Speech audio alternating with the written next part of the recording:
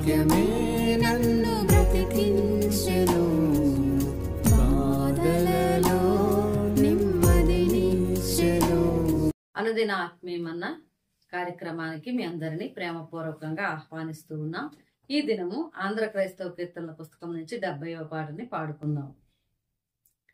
దేవకుమారా దీనోపకార నా వంక దయ చూపనాయన్నరార. దేవకుమారా దీనోపకార నా వంక దయ చూపనాయన్నరార. వృక్షము బాసిన పక్షినేనయ్య, ఆ క్షీణ కరుణ రక్షింపవయ్య.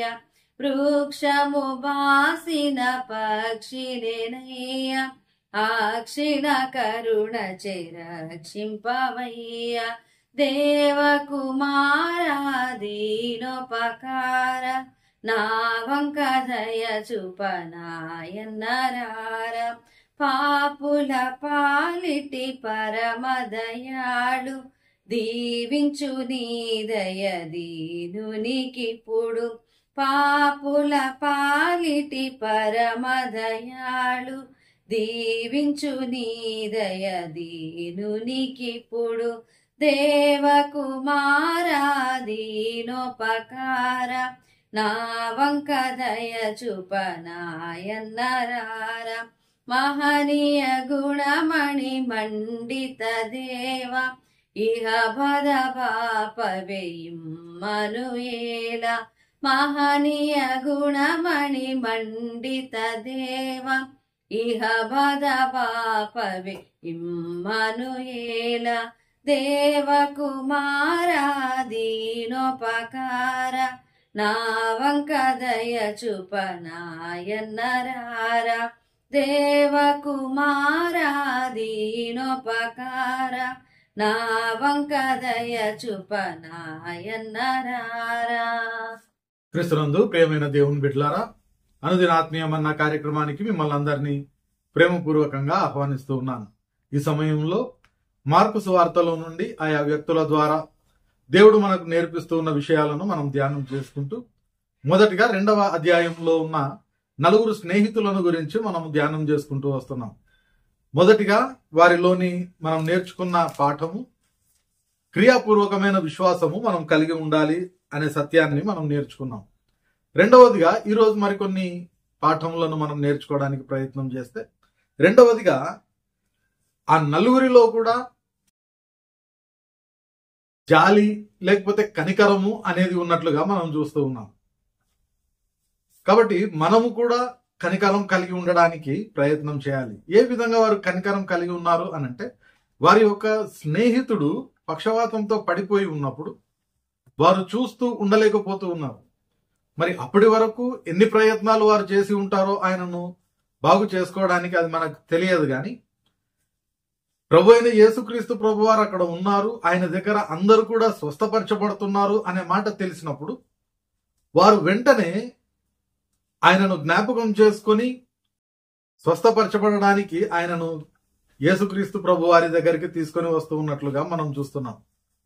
ఈ కనికరము కలిగి ఉండడము అనేది దేవుని యొక్క హృదయాన్ని ప్రతిబింబించేదిగా ఉంటది. కారణం ఏంటి అనంటే, యోవేలు గ్రంథంలో మనం చూస్తే ఆ దేవుని యొక్క లక్షణాన్ని గురించి చెప్పుకుంటూ యోవేలు భక్తుడు చెప్పే మాటను మనం జ్ఞాపకం చేసుకుంటాం కదా.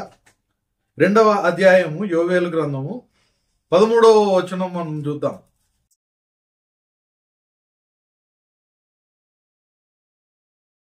యోవేలు గ్రంథము 2వ అధ్యాయము 13వ వచనం. ఇక్కడ చూస్తే, మీ దేవుడైన యెహోవా కరుణావాత్సల్యములు గలవాడును శాంతమూర్తియు అత్యంత కృపగలవాడునై ఉండి అనే మాటను మనం చూస్తూ ఉన్నాం.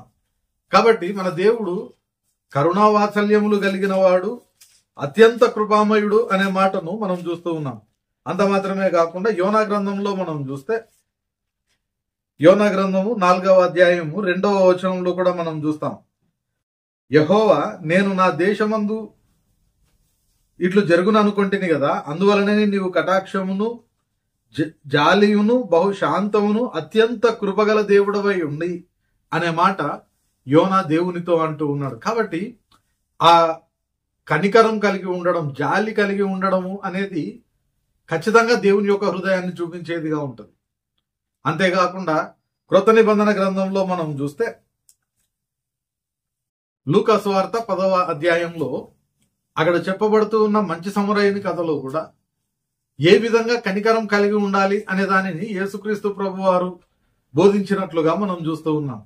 కాబట్టి ఈ 4 స్నేహితులు కూడా అనారోగ్యపు స్థితిలో పడిపోయి ఉన్న తమ యొక్క స్నేహితుని పట్ల జాలి కలిగి ఉన్నారు. వారు ఆ జాలిని చూపిస్తూ వారు చేసిన కార్యమును బట్టి లేవియాకాండము 19వ అధ్యాయం 18వ వచనంలో చెప్పబడినట్టుగా నిన్ను వలె నీ పొరుగు వారిని ప్రేమించు అనే ఆ యొక్క ఆజ్ఞను కూడా వారు ఇక్కడ పాటిస్తూ ఉన్నట్లుగా మనం చూస్తూ ఉన్నాం.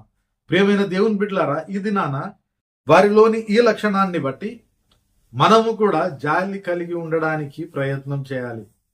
ఎక్కడ మనము జాలి కలిగి ఉండాలో మనం ఒకసారి ఆలోచన చేయడానికి, విశ్లేషించుకోవడానికి ప్రయత్నం చేద్దాం. అనేక మంది ఆహారము లేక, వస్త్రములు లేక, అనేకమైన ఇబ్బందులలో మనకు ఎదురవుతూ ఉన్నప్పుడు ఏ విధమైన జాలిని మనం చూపించగలుగుతూ ఉన్నాం?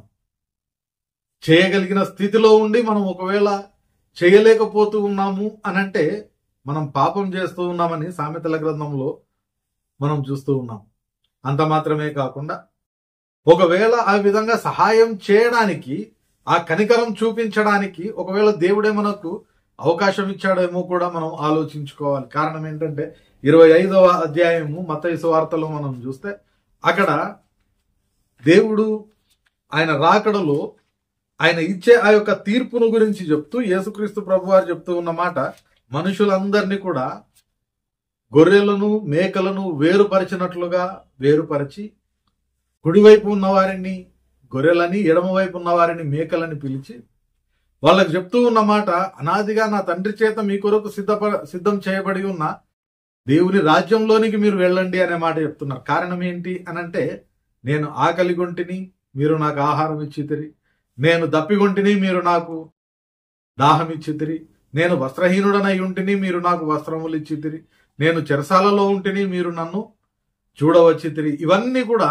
చేస్తూ ఉన్నప్పుడు ఎప్పుడు మేము చేశామయ్యా అనంటే, మిక్కిలి అల్పులైన ఈ నా సహోదరులలో ఒకనికి మీరు చేస్తే నాకు చేసినట్లే అని దేవుడు చెప్తూ ఉన్నాడు. దానిని చేయని వారికి అపవాది యొక్క రాజ్యం వారి కొరకు సిద్ధపరచబడిందని కూడా తర్వాతి వచనాల్లో మనం చూస్తాం.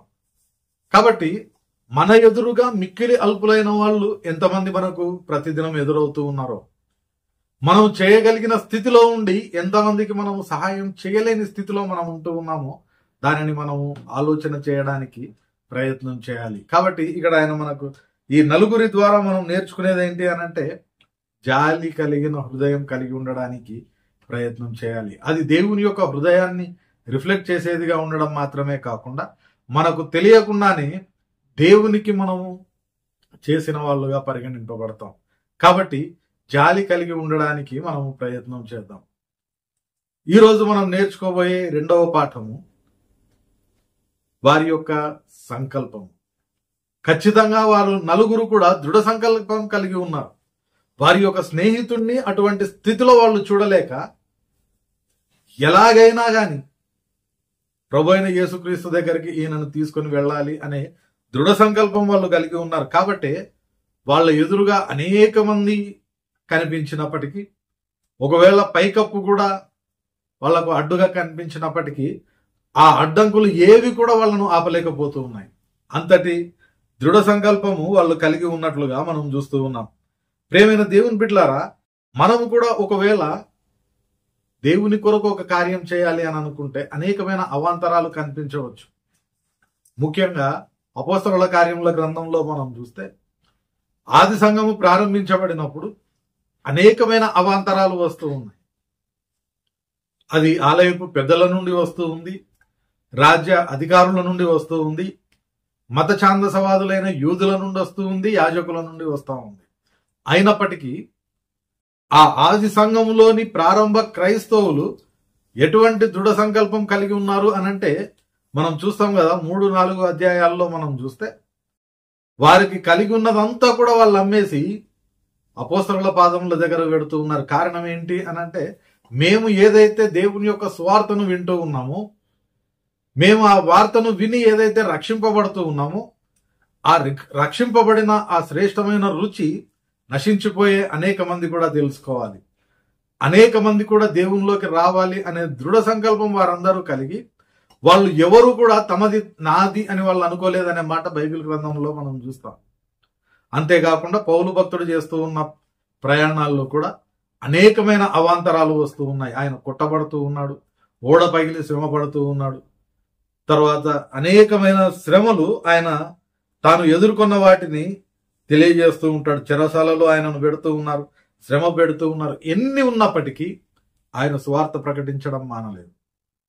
ఆ విధంగా ఆ దినాన ఆది క్రైస్తవ సంఘము ఖచ్చితమైన దృఢ సంకల్పం కలిగి ఉండి, ప్రాణాలు పోయినా హతసాక్షులుగా ఉండడానికి సిద్ధపడి సేవ కొరకు వాళ్ళు సమర్పించుకున్నారు. కాబట్టి ఈ దినాన మనము క్రైస్తవులుగా ఉంటూ దేవునిని రుచి చూడగలుగుతూ ఉన్నాం. కాబట్టి ప్రియమైన దేవుని బిడ్డలారా, మనము దేవుని కొరకు ఏదైనా చేయాలి అని అనుకున్నప్పుడు మన సంకల్పం ఏ విధంగా ఉంది? వీళ్ళ వలె దృఢమైన సంకల్పం ఉందా? లేకపోతే ఏవైనా శ్రమలు వస్తే ఆ శ్రమలను బట్టి దేవుణ్ణి కూడా కాదనుకొని వెనుదిరిగే వాళ్ళుగా మనం ఉంటూ ఉన్నామా అనేది మనల్ని మనము పరీక్షించుకోవడానికి ప్రయత్నం చేద్దాం. ఈ దినాన ఈ 2 విషయాలు మనము ఆ 4 స్నేహితుల నుండి నేర్చుకుంటూ ఉన్నాం. మొత్తంగా 3 విషయాలను నేర్చుకున్నాం. మొదటిది, క్రియాపూర్వకమైన విశ్వాసం మనం కలిగి ఉండాలి. రెండవది, జాలి కలిగిన హృదయం కలిగి ఉండాలి. మూడవది, దృఢమైన సంకల్పము, ముఖ్యంగా దేవుని పనులకు సంబంధించి దృఢమైన సంకల్పం కలిగి ఉండాలి అనే విషయాలను మనం నేర్చుకుంటూ ఉన్నాం. దేవుని చిత్తమైతే రేపటి దినాన మరికొన్ని లక్షణాలను నేర్చుకోవడానికి ప్రయత్నం చేద్దాం. పరిశుద్ధాత్మ దేవుడు సహాయం దయచేయునుగాక. ప్రార్థన చేసుకుందాం. పరిశుద్ధుడైన దేవా, ప్రేమగల మా తండ్రి, మరొక పర్యాయము నేటి దినాన ప్రభువా, పక్షవాయువుతో ఉన్న వారి 4 స్నేహితులను గురించి మాకు నేర్పిస్తూ ఉన్న పాఠములను బట్టి నీకు వందనాలు చెల్లించుకుంటూ ఉన్నాం. ప్రత్యేకంగా నేటి దినాన మీరు ఇచ్చిన 2 పాఠములను బట్టి నీకు వందనాలు చెల్లించుకుంటూ ఉన్నాం. జాలి కలిగిన హృదయం కలిగి ఉండి నిన్ను మేము ప్రతిబింబించే వాళ్ళుగా ఉండడానికి, మరి ప్రత్యేకంగా నీ కార్యముల యందు ఖచ్చితమైన దృఢమైన సంకల్పం కలిగి ఉండి ముందుకు కొనసాగువారిగా మేము ఉండుటకు నీ కృపా సహాయం మాకు దయచేయమని వేడుకుంటూ ఉన్నాం. వినిన ప్రతి వారి హృదయంలో ప్రభా ఈ వాక్యంను మీరే నాటి భద్రపరిచి ఫలింపజేయమని వేడుకుంటూ, నేటి మా పనిపాటలన్నింటిలో ప్రభా మీరు తోడుగా ఉండి క్షేమకరంగా నడిపించి, నీ చిత్తమైతే ప్రభా రేపటి దినాన మరొక పర్యాయము నీవు అనుగ్రహించే అనుదినాత్మీయమన్న భుజించు కృపను మాకందరికి దయచేయమని వేడుకుంటూ, కొద్ది మాటలు యేసు పరిశుద్ధ నామమున ప్రార్థించి వేడుకొంచున్నాం తండ్రి. ఆమెన్. తండ్రి, కుమార, పరిశుద్ధాత్మ త్రియేక దేవుని సకల దీవెనలు సదాకాలం మనకందరికి తోడయుండి నడిపించునుగాక. ఆమెన్.